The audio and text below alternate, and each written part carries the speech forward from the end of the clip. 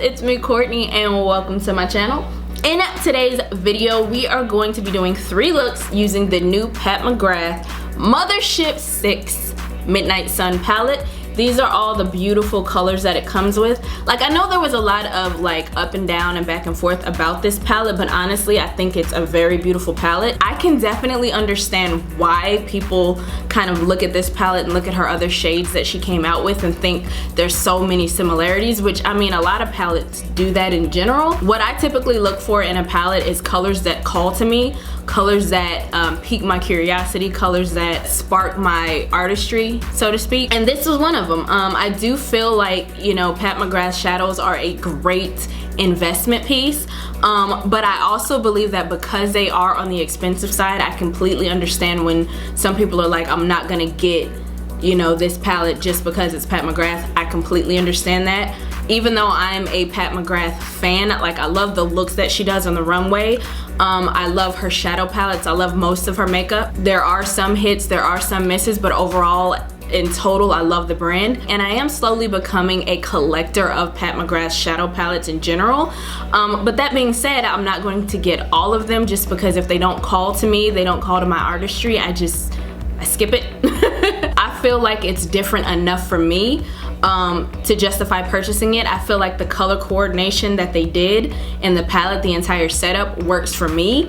And it called to me personally, and I'm sure it has for a lot of people as well. But if you're somebody who wants, you know, an everyday palette, or you've already seen these colors or have it in your repertoire and don't want to fork out $125, then by all means don't. Like, you know what I mean? It's all up to you. It's your pocket. It's your money.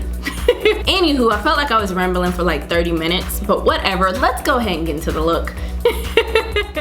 For this look, I'm taking the color Vermilion Venom and generously blending it in and slightly above my crease. As I get to the outer corner, I'm beginning to flick it out into a wing. To do this, I'm sort of following the flow and curve of my crease, then moving the shadow towards the edge of my brow. I'm going to take a clean brush to buff and blend the edges of that color. Next, I'm going into the shade Extreme Dusk and packing that further into my crease, dragging it along the bottom of the first color to create more depth. I'm going to put a little concealer on the back of my hand and with a flat brush use it to carve out my crease.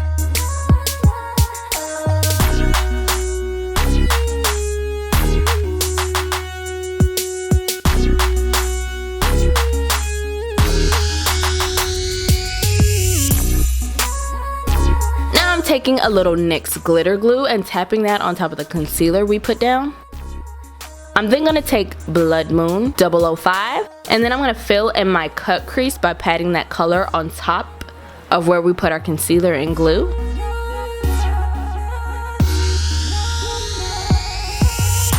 Next, I'm using my Kat Von D Trooper liner to create a wing that complements the shape we got going on.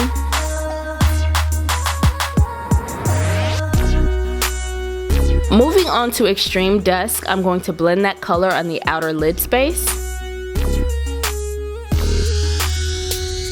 I'm also going to pat it on top of our liquid liner. In a way, I kind of want the deep part of the outer lid to connect to the liner, if that makes sense.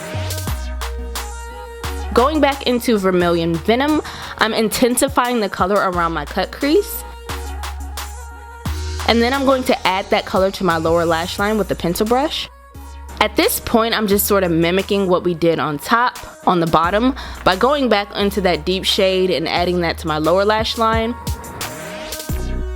And then blending everything together. I'm going to take a black liner to line my waterline as well. Next, I'm dipping back into my glitter glue and adding that to my inner corners. And then I'm going to take Astral Solstice and pack that on top of the glue. And then blend it into the other shades surrounding it. Add mascara and lashes. And that's look 1.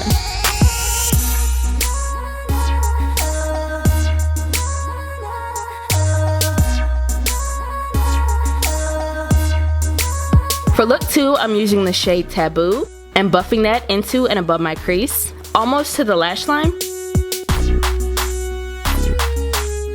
Next, I'm going in with Vermilion Venom and buffing that into the crease. I actually meant to be a little bit more light-handed with it than I actually was, so I am using Taboo to soften it as much as I can. Going back into the palette, I'm using Wicked Envy and placing that olivey shimmer all over my lid.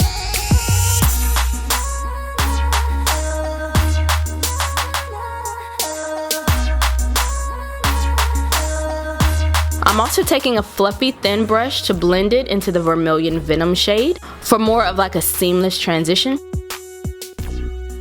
Taking a deep brown pencil, I'm going to line my waterline and top lash line. On a pencil brush, I'm using that same olive shade on my lower lash line. And I'm gonna go back into Taboo and soften the edges on the bottom.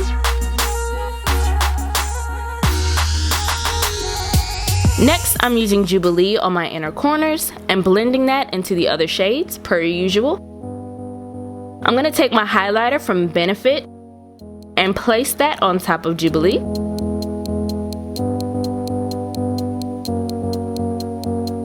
And adding it to the brow bone, add lashes and mascara, and that's look 2.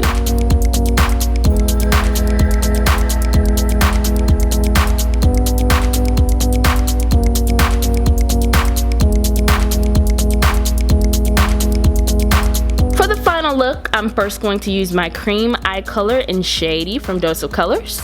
I'm gonna kind of messily buff that all over my lid and slightly into the crease. This look is gonna be sort of like a messy, grungy, blue oil slick type of situation.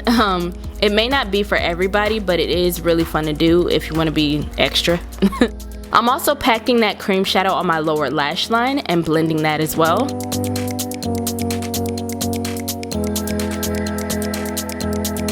Taking Blitz Violet Orchid, I'm tapping that onto the center of my lid. And honestly, you'd think I'd be used to these shadows by now. Anyway, I am running that up into the crease a little bit as well. And I'm also running that into the center of my lower lash line. Next, I'm going to take Extreme Dusk and smudge that on all the parts that are like left over where we put our shadow base down. I'm also going to run it over the top of the crease.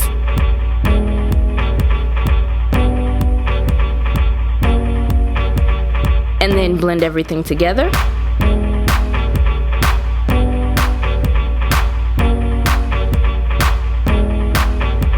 Dipping into Astral Solstice, I'm going to place that on the center of my lid, close to the lash line.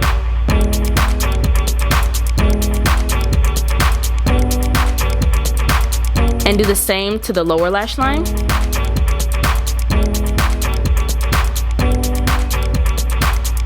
Using my Urban Decay pencil and Yayo, I'm going to line my waterline just to give it a little bit more dimension. Add lashes and mascara. I'm also taking Skin Show Moon Glow to highlight my brow bone and inner corner. And that's the final look.